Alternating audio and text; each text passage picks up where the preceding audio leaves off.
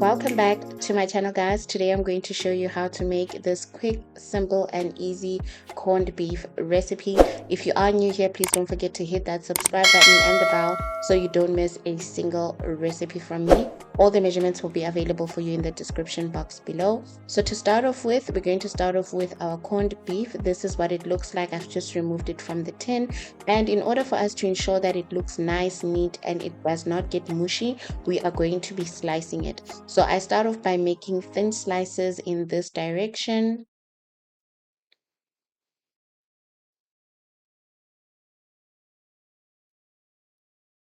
Then I will proceed and make it into small cubes. So it's very important to do this step, like I said, to avoid having a mushy dish at the end of the recipe. So you're going to do this for all your slices. Once you're done, this is what it should be looking like. So now we're going to proceed and start making the dish. So in a hot pan, you're going to start off by adding some oil. Then to that, you're going to be adding some onion, red pepper, green pepper, and yellow pepper. Then you're going to saute that until your onions are nice and translucent. While that is busy simmering away, you can also then season your vegetables using some salt. You'll continue to saute that until, like I said, your onions are nice and translucent. Then we're going to add a curry leaf and a bay leaf. You'll continue sauteing that. Next, I've got some fresh garlic and I've got a little bit of sun-dried tomato. So I'm going to be adding that in right now. The sun-dried tomato is optional for this dish.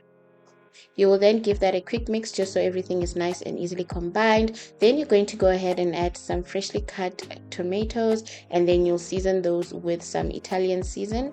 You will then allow this to cook through until your tomatoes have softened.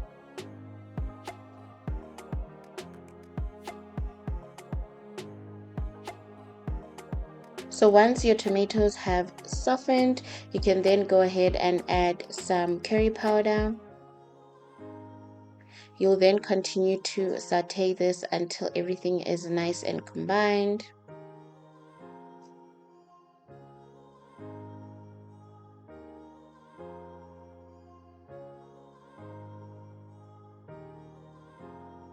Okay, once that is nice and cooked through, this is what it should be looking like.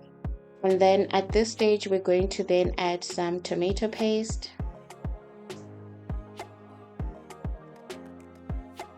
And then we're also going to be adding some stock. I am using chicken stock for this recipe. You're welcome to use beef stock, but I like to offset my flavors a bit, so I'm adding some chicken stock. You'll then give that a quick mix just so that everything is nice and combined, and then you will add some water to assist with dissolving and loosening the chicken stock.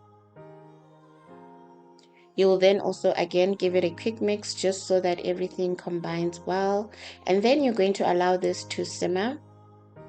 So you can allow it to simmer for about 10 minutes, and then you will go on ahead and add some Worcestershire sauce.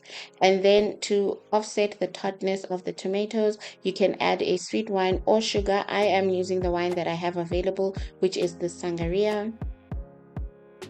You'll give that a quick mix again so that everything is nice and well combined.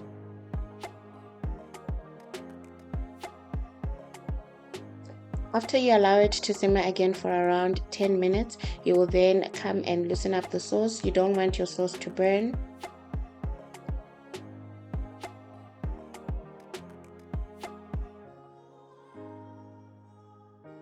Then at this point, you can go on ahead and add some of your corned beef.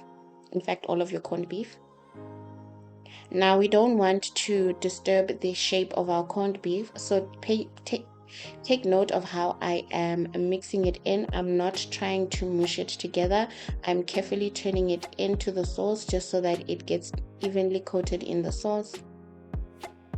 Then I noted that my sauce was a bit thick, so I added a little bit of water just to loosen it up, and this is just to allow it to be able to simmer together. You will then let this simmer for about 5 minutes.